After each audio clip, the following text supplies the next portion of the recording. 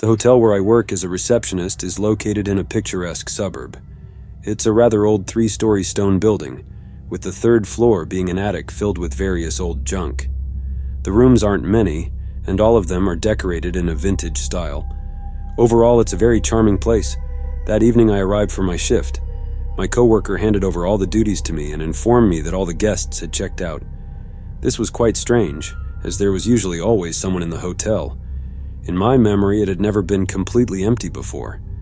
That evening, the cleaning lady left for home, and the security guard called in sick, saying he wouldn't be able to come to work. This meant I would have to spend the night alone in the hotel. At that moment, it didn't particularly scare me, but I still felt uneasy. I called all my friends, but none of them could come over to keep me company. At 11 o'clock, I walked around the premises, checking all the entrances and exits. I locked the front and back doors and went to my staff room. It's a fairly large studio space with its own shower and restroom. One corner is set up for security, with monitors displaying the feed from the surveillance cameras positioned around the building's perimeter and in the hallways on both floors.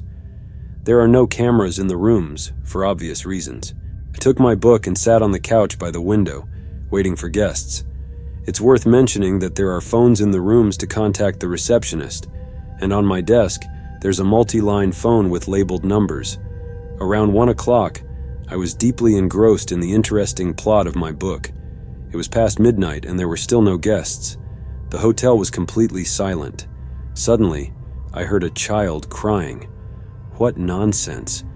Where could a child come from here? Was I hallucinating? I cautiously stepped into the first-floor hallway. The sound was clearly coming from above. If I describe my state at that moment, my legs felt like jelly, and goosebumps ran down my neck. I thought it might be a cat that somehow got into the hotel and got stuck somewhere. I went up to the second floor. The sound was still coming from above. It struck me that the sound was coming from the attic on the third floor. There was no light up there. But I had to go. What if the cat needed help? I comforted myself with the thought of an animal. But honestly, the voice didn't sound like meowing. It was more like crying, quiet sobbing. I went to the utility room for a flashlight and went upstairs. Summoning all my courage, I unlocked the door and entered the attic. The crying, now more like rustling with creaking, was coming from the far corner of the attic.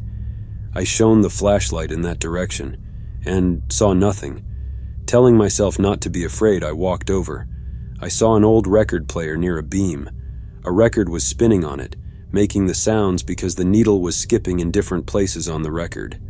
I felt indescribably scared, just terrified. Someone was here. Someone had to have started this machine. I started scanning the attic with my flashlight. There seemed to be no one. But how? I had personally just unlocked the door to the third floor. I rushed back, tripped, and fell on the dirty floor. I jumped up, ran to the door, slammed it shut, and leaned against it. What was that? My God. I whispered a prayer, hoping everything would be okay. I went back to my room, locked the door from the inside. What should I do? Call the police? My coworker? My husband? Thoughts raced through my head. Suddenly, the silence was broken by the ringing of the phone. I rushed to it. Finally, someone was calling. I ran to the desk and froze. The phone was ringing, yes, but the call was coming from inside the hotel, from room 8, as indicated by the light next to the number. I carefully picked up the receiver. Silence. I slammed the receiver down and ran to the surveillance monitors. Okay, second floor. Oh my God. The door to room 8 was ajar, although I had definitely closed everything during my round. The windows were closed, no drafts. The air conditioning was working. I truly felt like I was losing my mind. The horror gripped me unimaginably. I sat staring at the monitor for about an hour, maybe an hour and a half. Nothing happened. I didn't notice when the sound from the attic stopped. The phone didn't ring again. I picked up the receiver, deciding to call my husband. But there was no signal. I took my mobile, no signal either. With a kind of indifference, I glanced at the second floor monitor and saw that the door to room 8 had closed on its own.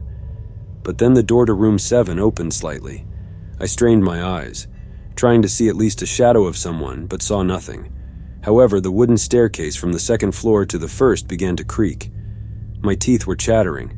Someone was coming downstairs. I checked if my door was locked, propped the handle with a chair, and, hugging my knees, froze in the chair, staring at the sliver of light under the door. Nothing happened. The adrenaline in my blood was off the charts. A little more, and I would have started climbing out the window. I tried to find some rational solution, but my mind was blank. The monitors showed no one, but the stairs kept creaking. This happened when particularly heavy and slow guests descended them. I stared at the door. The round handle began to turn slowly. I started praying out loud. I shouted, "Go away!" crossed myself but couldn't move. Everything stopped. I glanced at the monitor. All the doors on the second floor were closed. I looked out the window. It was dawn. After that night, I took a vacation, went to church, prayed, took communion, and confessed.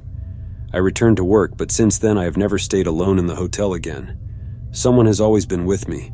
What happened that night, what that entity was, I don't know. The only reminder of the experience is the gray hair on my head.